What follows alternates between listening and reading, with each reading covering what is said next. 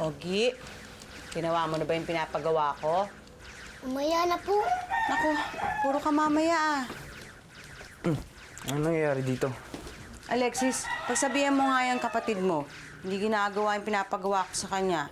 Puro pag lalaro ng video game, inaatupag niya. Ayun o. Ogi? Malapit ka na po matapos, kuya.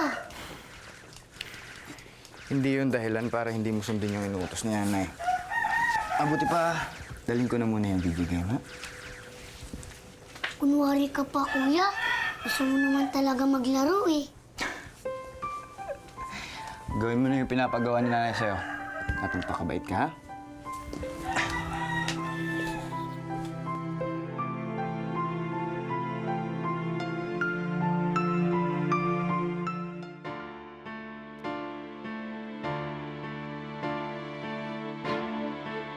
Hi, Sir Vano.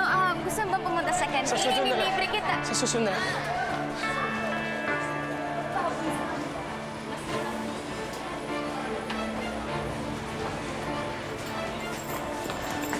Guess who?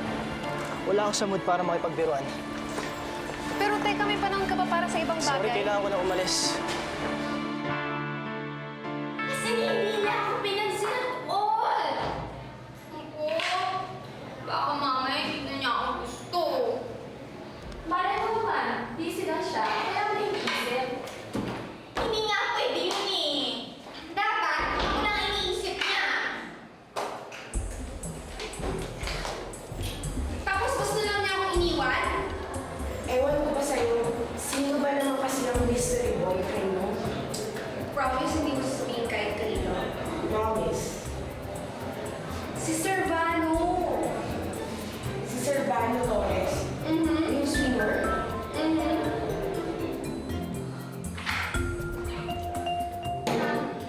Excuse me? Did I just hear you say na boyfriend mo si Sir Vano Torres? Oo. Bakit? Well, that's impossible. Kasi boyfriend ko siya. No. Boyfriend ko siya. Boyfriend ko siya. Boyfriend.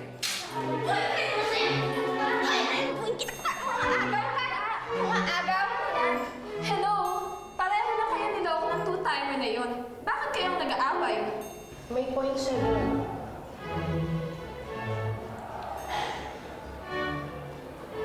Kaya pala, ayaw niya ipaalam sa iba.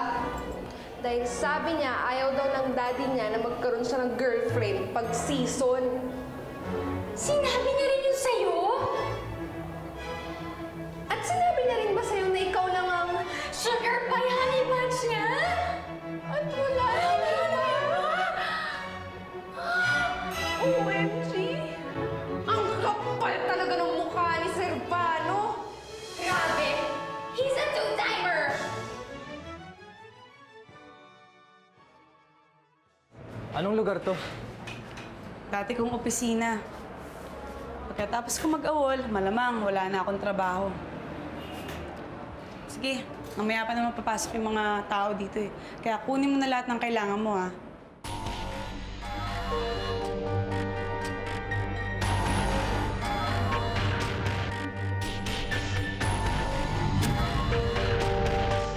Pagpapalit-palitin natin ang mga wires para hindi na siya maging transmitter.